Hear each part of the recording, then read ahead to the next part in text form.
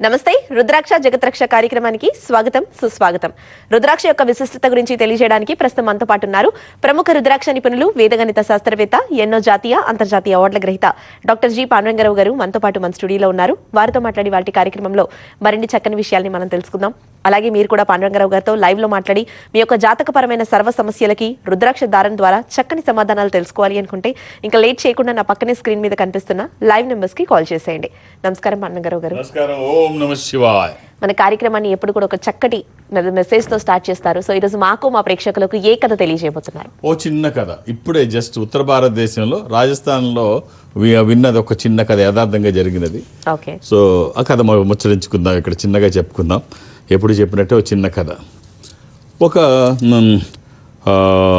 Pharmacist ఉన్నాడు, అంటే medical shop run చేసే అతను. మెడికల్ షాప్ రన్ చేస్తున్నాడు, మందుల షాప్ రన్ చేస్తుంటే చాలా బాగా అనుభవం ఉంది, క్వాలిఫైడ్ పర్సన్. అందులో 10-15 సంవత్సరాల నుంచి షాపు నిర్వహిస్తున్నాడు. కళ్ళు మూసుకొని ఎక్కడ ఏది ఉందో అంటే సదురుకున్నాడు. వాళ్ళు అలాగే పెట్టుకుంటారు, ఏది కావాలంటే అది కళ్ళు మూసుకొని కూడా తీయగలరు, ఏది ఎక్కడుందో. సో అవన్నీ సరే డాక్టర్లు రాసిన వాళ్ళు ఎవరికి అర్థం కాకపోయినా వీళ్ళకి అర్థమవుతాయని సామెత. మనం ఇంకా లోపలికి వెళ్తే బాగుంటుంది అది సామెత, కానీ చెప్పుకోవద్దులే. కానీ సో అంత నాలెడ్జ్ ఉంది అతనికి. సరే, తండ్రి బతికుండగా ఎన్నో చెప్పేవాడు. ఈ కుర్రాడికున్న బ్యాడ్ హ్యాబిట్ ఏంటంటే 2 ఇబ్బందికరమైనవి. ఒకటి, ఖాళీ దొరికినప్పుడల్లా పేక ఆడడం, తాసుకెళ్ళిన.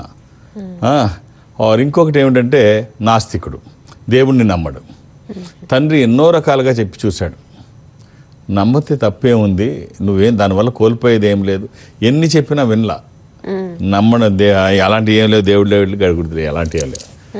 సరే, ఇంకోటి ఏంటంటే జోదం. ఎప్పుడు ఖాళీ దొరికితే అప్పుడు జోదం అంట. అది ఎక్కడ ఆడతాడు? ఈ షాపులో కూర్చొని. బయటకు వెళ్ళడానికి అవకాశం ఉండదు కదా, ఎప్పుడు మెడికల్ షాప్ అంటే ఎప్పుడు తీసుండాలి, ఫార్మసీ ఎప్పుడు తీసుండాలి. సో ఖాళీ దొరికితే ఫ్రెండ్స్ వచ్చేసేవారు. మధ్యాహ్నం టైంలో ఎప్పుడో బేరం ఉండదనుకున్న టైంలో కాసేపు ప్యాక్ ఆడుకునేవారు, అదే షాప్లోనే వెనక పక్క కొంచెం. అలా జరుగుతూ ఉండేది. సరే, ఒకరోజు ఒక కుర్రాడు మెడిసిన్ కోసం వస్తాడు. మెడిసిన్ కోసం వచ్చినప్పుడు మందు కావాలి, వర్షం పడుతుంది, మందు కావాలి అని అడిగితే ఏం కావాలంటే ఇప్పుడు మంచి కేర్లో, అదే ఆటలో మంచి మునిగి ఉంటాడు ఆటలో. ఇప్పుడు వచ్చి ఈడు మంది అంటాడంటే ఇప్పుడు కాదు తర్వాత అంటాడు. కాదు, మా అమ్మకి బాగలేదయ్యా, కొంచెం ఇవ్వండి, ఆమె బతుకుతుందో చనిపోతుందో, మంది అర్జెంటుగా తెమ్మన్నాడు డాక్టర్. సో గబగబా లేచి ఇద్దాం అనుకుంటే కరెంట్ పోయింది. సో తనకు తెలుసు ఎక్కడే ఉంటుందో. కళ్ళు మూసుకొని కూడా ఇవ్వగలడు అనుకున్నాం కదా, తీసి ఆ చిరాకులో ఈ మంచి మూమెంట్లో ఉన్నప్పుడు కరెంటు పోయింది, ఈడొచ్చాడు, ఆట ఆగిపోయింది అనుకొని ఆ మందు సీసా తీసి వాడికి ఇచ్చి డబ్బులు తీసుకున్నాడు. సరే, ఆ పిల్లోడు వెళ్ళిపోయాడు. పిల్లోడు వెళ్ళిపోయిన తర్వాత కరెంట్ రాలేదు, ఇంకా ఆట ఏం ఆడతాంలే, ఆపేద్దాం అని ఫ్రెండ్స్ అందరితో చెప్పి, కరెంట్ లేనప్పుడు ఏం ఆడతాం, ఈ జోదం అక్కడ పేకాట ఏం ఆడతామని చెప్పేసి, సరే ఫ్రెండ్స్ కూడా వద్దనుకుంటారు, ఆపేస్తారు. ఆపేసిన తర్వాత ఇక పైకి లేస్తాడు, కరెంట్ వస్తుంది. కరెంట్ వస్తే చూస్తాడు, మందులో చూసుకొని తల కొట్టుకుంటాడు. ఏంటంటే ఆ పిల్లోడికి ఇచ్చిన మందు తొందరలో తప్పుది ఇచ్చాడు, దాన్ని పక్కది ఇచ్చాడు. ఇచ్చింది ఏంటంటే ఈ అన్నంలో ఎలకల మందు లిక్విడ్ కలిపి పెట్టేది, ర్యాట్ పాయిజన్, ఎలకల మందు. అది అన్నంలో కలిపి పెట్టే లిక్విడ్, అది తాగితే చచ్చిపోతారు, కొంచెమేలా చచ్చిపోతారు. తల్లికి పెట్టమని కుర్రాడికి ఇచ్చాడు, పిల్లాడికి ఏమీ తెలియదు. సరే, ఎలాగా అని చెప్పి బాధపడుతుంటాడు. తండ్రి చెప్పిన మాటలు గుర్తొస్తాయి. సరేరా, నువ్వు దేవుడిని నమ్మకపోతే నమ్మకపోయావు. నీకు ఎప్పుడైనా కష్టం వచ్చినప్పుడు, ఆ కష్టం నువ్వు ఏమీ చేయలేనప్పుడు, నీతో ఏమీ కానప్పుడు, నీ లిమిట్స్లో లేనప్పుడు, 11th సెకండ్లో ఇంకేమీ జరగదు, నీకేమీ ఆధారం లేనప్పుడు ఆయన అప్పుడన్నా కొలు. ఆయన గొప్పతనం ఏంటో నీకు తెలుస్తుంది, భగవంతుడి గొప్పతనం.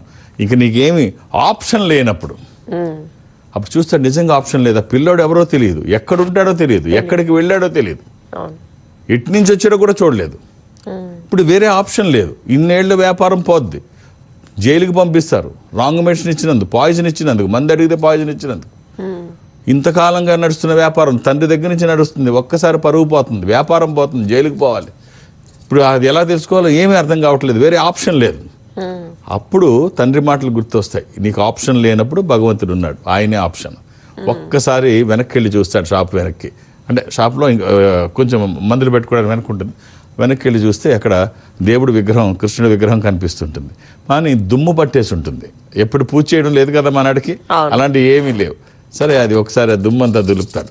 దులిపి అప్పుడు నమస్కారం పెడతాడు. స్వామి, నాకు వేరే ఆప్షన్ లేదు, ఏం చేస్తావు, నీదే భారం. ఇంతకాలం నేను ఏం అడగలేదు, ఈ ఒక్కటి నన్ను ఒడ్డెక్కిచ్చు. అర్థం కావట్లేదు ఎలా ఎక్కిస్తాడు. ఇక వేరే అసలు ఇంక ఎవరు ఏం చేయలేని పరిస్థితి లేదు. క్రిటికల్ కండిషన్లో పడిపోయాడు. దాన్ని దేవుడికి నమస్కారం పెట్టుకొని ఆలోచిస్తూ ఇలా వస్తాడు. ఒక 5 నిమిషాలు టైం గడుస్తుంది. ఆ పిల్లాడు ఉరుక్కుంటూ పరిగెత్తుకుంటూ వస్తాడు. అంకుల్ అంకుల్ అంకుల్ ఏమైందంటే, మా అమ్మకి మెడిసిన్ కావాలి, వర్షం పడుతుంది, నేను తీసుకువెళ్తుంటే జారి పడిపోయాను, బాటిల్ పగిలిపోయింది వర్షంలో బాటిల్ పగిలిపోయింది, నా దగ్గర ఇంకో బాటిల్ కొనడానికి డబ్బు లేదు అంకుల్, అమ్మకి అర్జెంటుగా మెడిసిన్ కావాలి. సో ఒక్కసారి గాఢంగా ఊపిరి పీల్చుకున్నాడు భగవాన్. నిజంగా అసలు అసలు ఊహించలేని ఘటన ఇది అని చెప్పేసి బాబా మెడిసిన్ తీసి ఇచ్చి, ఇంకేమన్నా కావాలన్నారా, డబ్బులు లేవు అంకుల్, ఏం అక్కర్లేదు, నువ్వు తీసుకొని వెళ్ళు, దీనికి డబ్బులు ఇవ్వక్కర్లేదు, మళ్ళీ కావాలంటే ఏమన్నా కావాలంటే రా, నేను నీకోసమే ఇంకొక హాఫ్ అన్ అవర్ కూర్చొని ఉంటాను ఇక్కడ, ఏ మెడిసిన్ కావాలన్నారా అని చెప్పి పంపించాడు. ఆ రోజు నుంచి ఇంత అద్భుతమైన మిరాకిల్ జరుగుద్దా అని చెప్పి భగవంతుని ఆ రోజు నుంచి నమ్మడం మొదలుపెట్టి. కథ మనకి ఏం తెలియజేస్తుందంటే, నీతో కాదు అనుకున్నప్పుడు, ఏ డోరు ఓపెన్ అవ్వదు అనుకున్నప్పుడు 11th సెకండ్లో భారం ఓపెన్ అయ్యే డోర్ అది ఒక్కటే, ఆయనే. చాలా చక్కటి కథ తెలియజేశారు పాండురంగారావు గారు. కాలర్స్ కూడా వెయిట్ చేస్తున్నారు, చూసేద్దాము. హలో హలో, నమస్తే అండి, మీ పేరు ఎక్కడి నుంచి కాల్ చేస్తున్నారు? నా పేరు సురేష్ అండి. సురేష్ గారు, పాండురంగారావు గారు. సురేష్ గారు, ఓం నమ శివాయ్. మీరు కాకినాడ అండి. డేట్ ఆఫ్ బర్త్ ఇస్తారా సురేష్ గారు? డేట్ ఆఫ్ బర్త్ అండి 1986. 1986 అండి. 3వ నెల 9వ తారీఖు అండి. 9వ తారీఖు 3వ నెల అండి. 3వ నెల 9వ తారీఖు అండి. ఆదివారం పుట్టినట్టు తెలుసా మీరు సురేష్ గారు? ఏవో తెలియదండి. డేట్ ఆఫ్ బర్త్ కరెక్టే అంటారా? కరెక్ట్ అండి. ఆ రోజు అమావాస్య అని తెలుసా? ఆదివారము అమావాస్య. ఇంట్లో పెద్దవాళ్ళు ఉంటారు, అడగండి వెనక ఒక్కసారి. లేరండి, ఎవరు పెద్దవాళ్ళు లేరండి. మీ డేట్ ఆఫ్ బర్త్ కరెక్టే సురేష్ గారు? కరెక్ట్ అండి. ఇది కుంభరాశి, ధనిష్ట నక్షత్రము. అవునండి. అది తెలుసు, అదొక్కటే తెలుసు మీకు. రైట్. పిల్లలు ఎంతమంది అండి? 2 అండి. ఏం చేస్తున్నారు ఇప్పుడు మీరు? ప్రస్తుతానికి అనారోగ్యంతో ఉన్నానండి 2 సంవత్సరాల నుంచి. ఆరోగ్యంగా ఉన్నారు 2 సంవత్సరాల నుంచి. సురేష్ గారు, మీరు టీవీ వాల్యూమ్ తగ్గించాలి. అదే 2 సంవత్సరాల నుంచి అనారోగ్యంతో బాధపడుతున్నారు. ఏం అనారోగ్యం అండి, చెప్పొచ్చా? ఒకటి కాదండి, జాండీస్ అని ఇంకా చాలా చాలా అండి. మీకున్న దాంట్లో పెద్దది ఒకటి చెప్పండి. అనారోగ్యం భరించలేనిది ఏదైనా పెద్దది, అబ్బో తట్టుకోలేకపోతున్నాను అనారోగ్యం, ఒకటి పెద్దది చెప్పండి సురేష్ గారు. లివర్ కంప్లైంట్ అండి. ఏమైంది లివరు? లివర్ డ్యామేజ్ అయిందండి. అంటే బాగా ఏమైనా తీసుకుంటారు ఆల్కహాల్ లాంటిది? అప్పుడు తీసుకుంటూ మానేశానండి. ఏమన్నారు డాక్టర్లు? ట్రాన్స్ప్లాంటేషన్ అయినా? అదే సర్జరీ కానీ చేశారండి. బాగానే ఉంది ఇప్పుడు.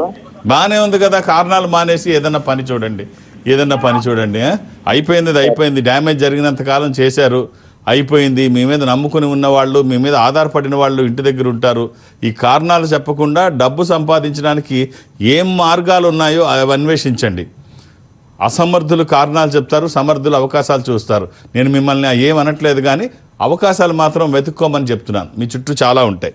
ఒక 7 ముఖాలు, 10 ముఖాలు, ఏకముఖి, ఈ 3 రుద్రాక్షలు. సప్తముఖి లక్ష్మీ స్వరూపము, శని దోషములకి మంచిది. దశముఖి విష్ణు స్వరూపము, మానసిక ఒత్తిళ్లు తగ్గడానికి, వాస్తు దోషములు పోవడానికి, న్యాయపరమైన చిక్కులు అధిగమించడానికి. ఏకముఖి రుద్రస్వరూపము, అపమృత్యు బాధలు లేకుండా. ఈ 3 కలిపి చిన్న రుద్రాక్ష మాలలో కానీ, చైన్లో కానీ, తాడులో కానీ. 3 కుదరకపోతే ఒక్కటే. ఎటువంటి నియమాలు లేవు. ఇది వచ్చిన తర్వాత బాగుంటుందని ఎవ్వరు సర్టిఫికెట్ అవసరం లేదు. మీరు చేస్తున్న పనికి ఒక దైవికమైన సహకారం తీసుకుంటే ఆ వచ్చే ఫలితం ఒక అద్భుతం. All the best. మరో కాలర్ ఉన్నారు, చూసేద్దాము. హలో. హలో, నమస్తే అండి. నమస్తే అండి, మీ పేరు ఎక్కడి నుంచి కాల్ చేస్తున్నారు? డోనా అండి, అండి నా పేరు. మా అబ్బాయి గురించి అమ్మా. ఓం నమ శివాయ. గురుగారు నమస్కారం అండి. నమస్కారం. ఏమిటమ్మా? నమశివాయ. శివాయ. అమ్మా ఏమిటమ్మా? సార్ ప్రణీత్ సార్, బాబు బీటెక్ 2nd ఇయర్ చదువుతున్నారు. బాబుదమ్మా డేట్ ఆఫ్ బర్త్ ఇస్తారా? 16/11/2006.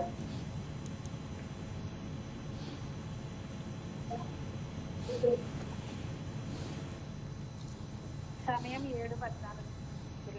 అమ్మ గురువారం పుట్టినట్టు తెలుసు కదమ్మా? అవును సార్. 7:14 సాయంత్రం.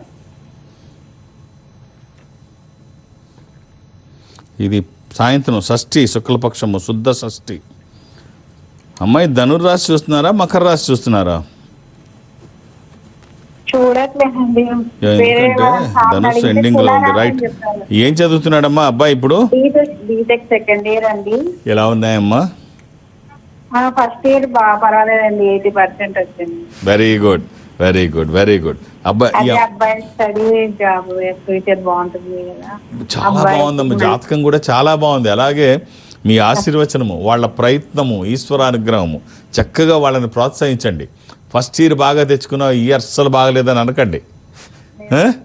అలాంటి అసలు వాళ్ళని ఏమనకండి, ఫ్రీగా వదిలేసేయండి. నీ వెనక మేము ఉన్నామని ఒక మెసేజ్ ఇవ్వండి, వాళ్ళు అద్భుతాలు చేస్తారు. వాళ్ళని ఎక్కడ కించపరచడం కానీ, వేరే వాళ్ళతో కంపేర్ చేయడం కానీ, పనికి రాకుండా పోతావని కానీ, చదవకపోతే ఏమైపోతావని కానీ, మీకున్న భయాలన్నీ వాళ్ళ ముందు పెడితే లేనిపోని ఇబ్బందులు. అలా ఏం చేయకుండా ఒక్క రుద్రాక్షమ్మ అవకాశం ఉంటే వేసి చూడండి. త్రయోదశి కానీ ద్వాదశి కానీ, అంటే 13 ముఖాలు కలిగిన రుద్రాక్ష, ఇంద్ర రుద్రాక్ష, రూలింగ్ రుద్రాక్ష, కమాండింగ్ రుద్రాక్ష. అనుకున్నది సాధించడానికి, సంకల్పం సిద్ధించడానికి, కోర్కెల సాఫల్యం కోసం జాతకపరంగా అవసరమైంది కూడా త్రయోదశి. అది కుదరకపోతే ద్వాదశి, 12 ముఖాలు. ఈ రెండిట్లో ఏదైనా ఒకటి జాగ్రత్త. మామూలుగానే రుద్రాక్షల్లో 199 నకిలీ ఉంటాయి. అందులో ఇలాంటి 13లు 12లు అంటే ఇంకా జాగ్రత్త. ఎటు చూస్తే అటు మోసం. కుడి ఎడమల దగా అంటాడు కవి. సో మన బలహీనతలే పెట్టుబడిగా చాలామంది ఉంటారు. అవకాశం ఇవ్వకుండా, వాళ్ళ వేషానికో భాషకో ప్రాధాన్యతనివ్వకుండా. అంటే కొత్త సంవత్సరం కూడా వస్తుంది, ఆంగ్ల నూతన సంవత్సరం వస్తుంది. సో చాలామంది ఏమనుకుంటారంటే కొత్త సంవత్సరంతో ఒక పాజిటివ్ ఎనర్జీతో, ఒక స్పిరిచువల్ సపోర్ట్తో కొత్త సంవత్సరంలో ఎలాంటి ఇబ్బందులు లేకుండా బలంగా అడుగు పెడదాం అనుకుంటారు. సో చాలా బాగా ఉంటుంది రుద్రాక్ష ధారణ. అవకాశం ఉంటే ధరించి చూడండి, ఆ వచ్చిన ఫలితం ఒక అద్భుతం. All the best. ఇక పాండురంగారావు గారు, మిమ్మల్ని కలవాలి అనుకునే వారికి మీరు ఎప్పుడు అవైలబుల్గా ఉంటారు? ఒకసారి పర్యటనల గురించి మన వాళ్ళ కోసం. నేను ఒక ఆధ్యాత్మిక సంస్థలో ఉన్నాను. ఈ సంస్థ ప్రపంచవ్యాప్తంగా ఉంటుంది. జనరల్గా నేను ఎక్కడికి వెళ్ళడానికి నాకు అవకాశం ఉండదు. ఈ మధ్య ఏం చేస్తున్నామంటే, పక్క తెలుగు రాష్ట్రాల్లో ఏదైనా ఒక ఊరు గురువారం అన్ని రోజులు, శని ఆదివారాలతో కలిపి అన్ని రోజులు హైదరాబాద్లోనే ఉంటాను.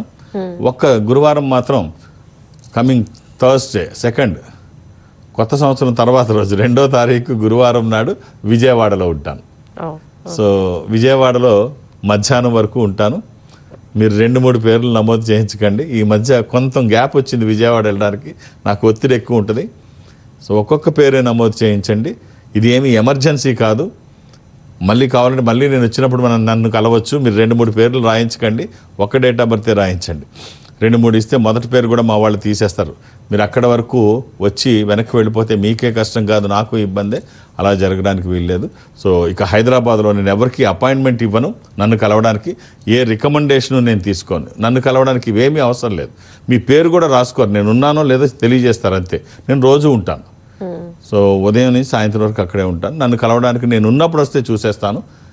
ఎలాంటి అపాయింట్మెంట్స్ ఏమీ ఉండవు. రికమెండేషన్ కూడా నేను తీసుకోను, ఏ రికమెండేషన్ తీసుకొని. ఇవేమి నన్ను కలవడానికి ఇవేమీ అవసరం లేదు.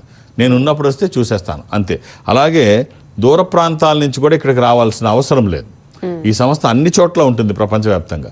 సో నేను సౌత్ ఇండియా అటెండ్ అవుతాను, దక్షిణ భారతదేశం. ఈ దక్షిణ భారతదేశంలో మీరు ఈ సంస్థకి దగ్గరగా ఎక్కడైనా ఉంటే, అంటే అది చెన్నై కావచ్చు, బెంగళూరు, విశాఖపట్నం, విజయవాడ, తిరుపతి, రాజమండ్రి, శ్రీశైలం, వేములవాడ, కాళహస్తి, ఇలాగ ఏదైనా మీరు అక్కడికి వెళితే ఒక స్పెషల్ స్క్రీన్ ముందు మా వాళ్ళు, అటు మీరు ఇటు నేను 1-to-1 ఎదురుగా బదురుగా కూర్చొని మాట్లాడే ఏర్పాట్లు వాళ్ళు చేస్తారు. మాట్లాడే ప్రయత్నం నేను చేస్తాను. ఆ విధంగా నాతో మాట్లాడినా, డైరెక్ట్గా హైదరాబాద్ వచ్చి నన్ను కలిసినా ఒక్క డేట్ ఆఫ్ బర్త్ చూసే అవకాశం ఉంటుంది. అర్థం చేసుకొని సహకరించండి. అలాగే 2వ తారీఖు విజయవాడలో కూడా ఒక్క డేట్ ఆఫ్ బర్తే. ఓకే అండి, మరో కాలర్ ఉన్నారు, చూసేద్దాము. హలో, సురేష్ అండి నా పేరు. సురేష్ గారు, పాండురంగారావు గారితో మాట్లాడండి. సురేష్ గారు సార్ నమస్కారం సార్. ఓం నమ శివ. ఎలా ఉన్నారండి? బాగున్నాను సార్.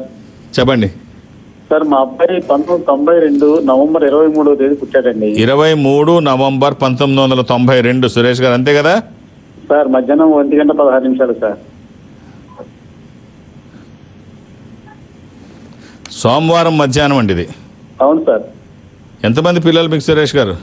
సార్ పాప బాబు అండి. ఇది ఎవరిది? బాబుది కదా. బాబు అండి. ఇది ద్వాదశి కృష్ణపక్షము, త్రయోదశి ఎంటర్ అయింది, అమావాస్య ముందు. సార్ ఇది తులారాశి, స్వాతి నక్షత్రము. ఈ అబ్బాయికి మీరు ఇవ్వాల్సిన రుద్రాక్ష ద్వాదశిముఖి కానీ నవముఖి కానీ. ద్వాదశి 12 ముఖాలు, ద్వాదశ ఆదిత్య స్వరూపం అంటే సూర్యస్వరూపం. ఉన్నతమైన స్థితి కోసము, అనారోగ్య సమస్యలు లేకుండా బ్రైట్ ఫ్యూచర్ కోసము ఈ ఒక్క రుద్రాక్ష అవకాశం ఉంటే శరీరానికి తాకే విధంగా ధారణ చేయించండి. అది వచ్చిన తర్వాత కలిగిన ఫలితం ఒక అద్భుతం. మీ ఆశీర్వచనము, వాళ్ళ ప్రయత్నము, ఈశ్వరానుగ్రహము. నా వంతు బాధ్యతగా జాతకాన్ని వేదగణితంతో అధ్యయనం చేయడం వల్ల జాతకంలో ఉన్న దోషాలు నివారించబడి మంచి ఫలితం అయితే తీసుకొస్తుంది. All the best. ఇక పాండురంగారావు గారు, ముఖ్యంగా కనుక చూసుకున్నట్టయితే ప్రతి కష్టంతో కూడా అవకాశాలు లేదా సుఖం అనేది తెలుస్తుంది అంటారు. అది ఎంతవరకు కరెక్ట్ అంటారు? నిజంగానే నిజం. కష్టం ఎప్పుడు ఒంటరిగా రాదు, ఏదో ఒక అవకాశాన్ని తీసుకొస్తుంది. మనం ఏదైనా కష్టం వచ్చినప్పుడు, దుఃఖం వచ్చినప్పుడు దాంట్లోంచి రిలీఫ్ కోరుకొని బయటపడడానికి ప్రయత్నం చేస్తాం. ప్రయత్నం చేసేవాళ్ళకి, చేయని వాళ్ళు కొంతమంది ఉంటారు. వాళ్ళ గురించి మనం మాట్లాడుకోకర్లా. మన కర్మ ఇంతే అనుకొని భరించేస్తుంటారు పాపం.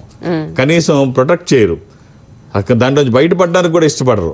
మనతో కాదులే ఇంతే అని బతికేస్తుంటారు. వాళ్ళ గురించి మనం మాట్లాడుకోం. కష్టం వచ్చినప్పుడు ఆ కష్టాన్ని అధిగమించాలని ప్రయత్నం చేస్తాం, అంతే కదా. కనీసం దురద వచ్చినా గోక్కుంటాం, వదిలేము. కష్టం వచ్చినప్పుడు ఖచ్చితంగా దాని నుంచి బయటపడడానికి ప్రయత్నం చేస్తాం. అయ్యో కష్టం ఉంది అని చెప్పి ప్రయత్నం చేస్తే కేవలం అంతవరకే రిలీఫ్ రాదు, ఇంకెక్కువ రావచ్చు. కాబట్టి ప్రయత్నం చేస్తే అది ఒంటరిగా రాదు, ఒక మంచి దీంతో తీసుకొస్తుంది. ఇప్పుడు ఒక చిన్న సంఘటన చెప్తాను. ముళ్ళపంది తెలుసు అనుకుంటాను, చిన్నగా ఉంటుంది, దాని ముళ్ళు చాలా షార్ప్గా ఉంటాయి, అది గోధుమ రంగులో ముళ్ళు ఉంటాయి. సింహం కూడా దాన్ని వేటాడలేదు. వేటాడడానికి దాన్ని తిందామని వస్తే అది మొత్తం అన్ని ముళ్ళు గుచ్చుకొని అది చచ్చిపోద్ది తప్ప దీనికేం కాదు. దాన్ని ఎవరు ఏం చేయలేరు.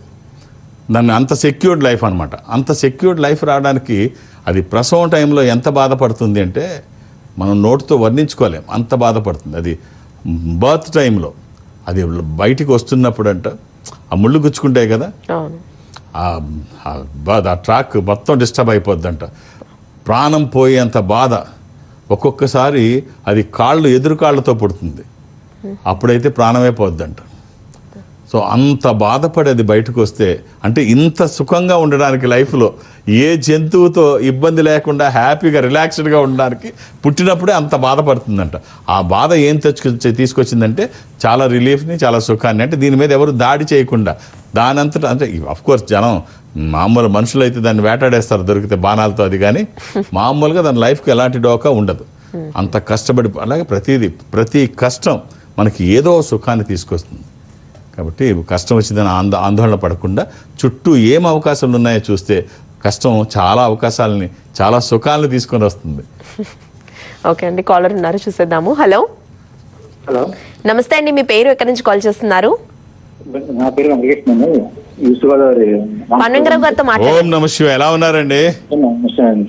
బాగుంది కదా. అంటే వ్యాపారంలోనే ప్రాబ్లమ్స్ ఉన్నాయండి మనకి స్టార్ట్ చేసింది. దాని గురించి అసలు ఏం ప్రాబ్లమ్స్ అండి? ఒక్కటి చెప్పండి మీకున్న ప్రాబ్లం. డెవలప్మెంట్ జరగట్లేదండి. డెవలప్మెంట్ జరగట్లేదు అంటే అభివృద్ధి లేదు. డెవలప్మెంట్ జరగాలి అంటే డేట్ ఆఫ్ బర్త్ ముందు చెప్పండి చూద్దాం. 1/4/1980. ఏం చేస్తున్నారండి మీరు? బిజినెస్ చేస్తున్నానండి. ఏం బిజినెస్ అండి? ఇది మంగళవారం తెలుసా మీరు పుట్టింది? అవునండి, మంగళవారం. ఏం బిజినెస్ అండి? హస్త నక్షత్రం వచ్చిందండి. ఏమండి? హస్త నక్షత్రం అన్నాడు. అది సరే, ఏంటి ప్రాబ్లం ఏంటి? అదే అభివృద్ధి. ఇది పాడ్యమి, కృష్ణపక్షము, బహుళ పాడ్యమి.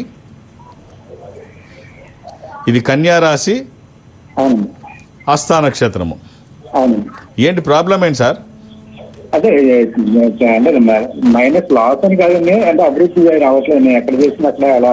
దేంట్లో అయినా ఒకటే గుర్తుపెట్టుకోండి, కాలం వేగవంతంగా మారింది, పాత రోజుల్లో లాగా లేదు.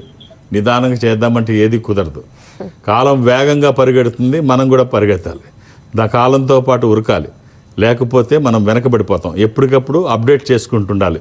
బిజినెస్ని కానీ, మనల్ని కానీ, మన చుట్టుపక్కల పరిసరాలను కానీ మనం అప్డేట్ చేసుకోకపోతే, అంటే ఇప్పుడు ఈ లేఆఫ్స్ అన్నీ ఉంటున్నాయి ఇప్పుడు ఉద్యోగాల్లో.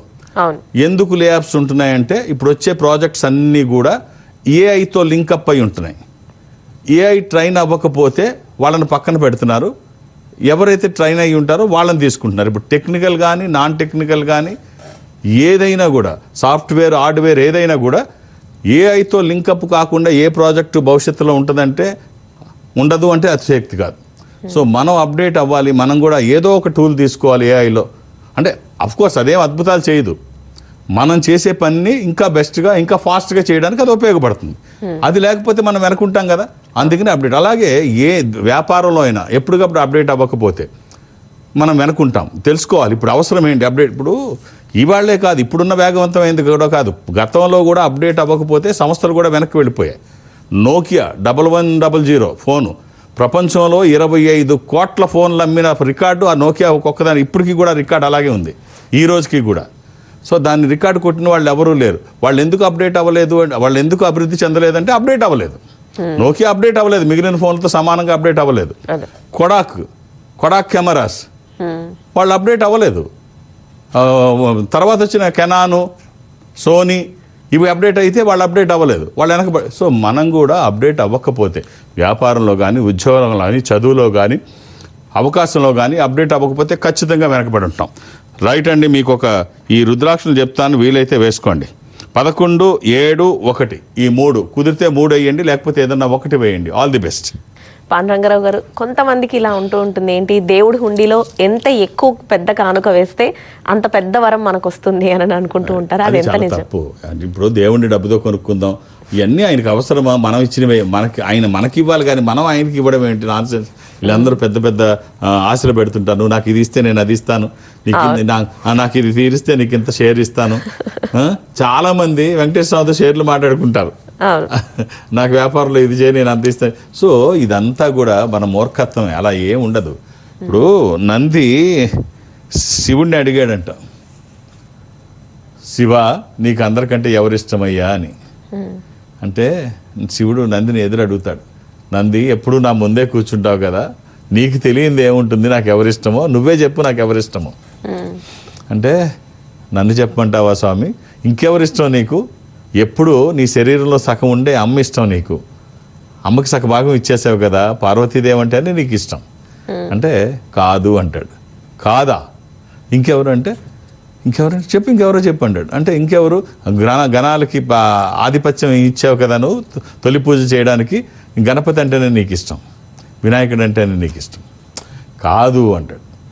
అయితే కాదా, ఇంకెవరయ్యా నీకు ఇష్టం అంటే ఆలోచించు అంటాడు. అయితే జ్ఞానగురువైన సుబ్రహ్మణ్య స్వామి స్కందుడు తన ఇష్టం అంటే లేదు, తను కూడా ఇష్టం కాదు. ఏం మాట్లాడుతున్నావు శివ, సాయంత్రం ఇంటికి వెళ్ళాలి, వీళ్ళు ఎవరు ఇష్టం లేదంటున్నావు. సరే అయితే అందరి పాపాలు కడిగి, అందరి పాపాలు తనలో విలీనం చేసుకున్న గంగని నెత్తి మీద పెట్టుకుంటావు కదా, గంగ అంటే నీకు ఇష్టం కాదు, నాతో కాదు, ఇక నువ్వు ఇది కూడా కాదంటే నేనేం చేయలేను శివ, నువ్వే చెప్పు నీకెవరిష్టము అంటే. ఇందాక కథలో చెప్పుకున్నాం కదా, ఏ అవకాశం లేనప్పుడు, నీకు ఎక్కడ అవకాశం ఆప్షన్ లేనప్పుడు నన్ను తలుచుకోమని. అలాగే ఎవరైతే కష్టంలో ఉండి నన్ను గుర్తు చేసుకుంటారో, నువ్వు తప్ప దారి లేదు శివ, అన్యదా శరణం నాస్తి అని ఎవరైతే అంటారో, కష్టంలో ఎవరికైతే నేను గుర్తుంటానో వాళ్ళు నన్ను, అంటే నమ్మక చమకాలతో అభిషేకం చేయక్కర్లేదు, సంస్కృతం నేర్చుకొని ఆయనకు పూజ చేయక్కర్లేదు, సో ఏమీ అక్కర్లేదు. ఆఖరి కష్టంలో ఉన్నప్పుడు ఎప్పుడైనా నన్ను గుర్తు చేసుకునే వాళ్ళు ఉంటారు కదా, వాళ్ళంటేనే నాకు ఇష్టం.